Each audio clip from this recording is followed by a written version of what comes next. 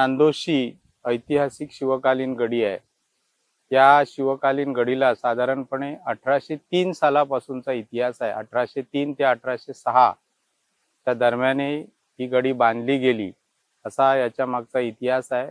त्या या गडीवरती बऱ्याच ऐतिहासिक लढाया सुद्धा घडलेल्या आहेत असाही याच्या मागे इतिहास आहे. ही शिवकालीन गडी आता ह्या 4 ठिकाणी 4 बुरुज आहेत.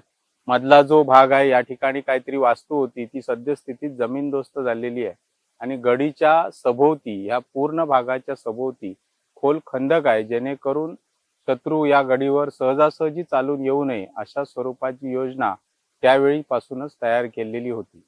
दुसरी महत्त्वाची गोष्ट, काही माहिती ऐतिहासिक माहितीमध्ये नांदोस हे एक व्यापारी केंद्र होतं आणि या नांदोस भागातून किल्ल्यापर्यंत, सिंधुदुर्ग किल्ल्यापर्यंत जाणारी जी वाहतूक होती या मार्गाने जायची आणि त्याच्यामुळे हे एक व्यापारी केंद्र होतं आणि त्यामुळेच या ठिकाणी हा भुईकोट किल्ला बांधला गेला असा संदर्भ, ऐतिहासिक संदर्भ याच्या मागे आहे.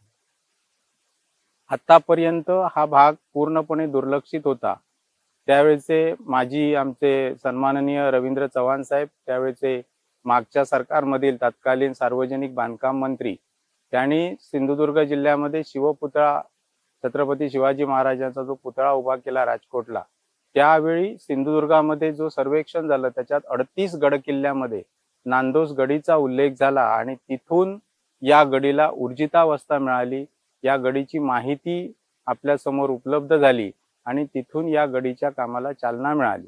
आणि आता ह्या गडीचा विषय आम्ही एकदा आमचे सध्याचे सांस्कृतिक मंत्री सन्माननीय आशिषजी शेलार साहेब यांच्या समोर हा प्रस्ताव ठेवल्यानंतर साहेबांनी तात्काळ या गडीच्या उत्खनन आणि संवर्धन या प्रक्रियेला मान्यता दिली आणि उद्या साहेबांच्याच हस्ते या गडीच्या उत्खनन संवर्धन या कार्यक्रमाचं उद्घाटनासाठी स्वतः शेलार साहेब उद्या या ठिकाणी येत आहेत.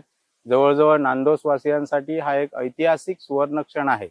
नांदोसच्या इतिहासात हा एक सुवर्ण क्षण आहे आणि उद्या संपूर्ण गावामध्ये या सर्व प्रक्रियेची तयारी चालू आहे. उद्या या ठिकाणी एक जोरदार कार्यक्रम या ठिकाणी होईल. या सर्व कार्यक्रमाला ग्रामवासीय तसंच इतर ठिकाणाहून सुद्धा शिवप्रेमी मोठ्या संख्येने उपस्थित राहतील आणि उद्या हा कार्यक्रम एक यशस्वी कार्यक्रम या ठिकाणी आम्ही संपन्न करणार आहोत.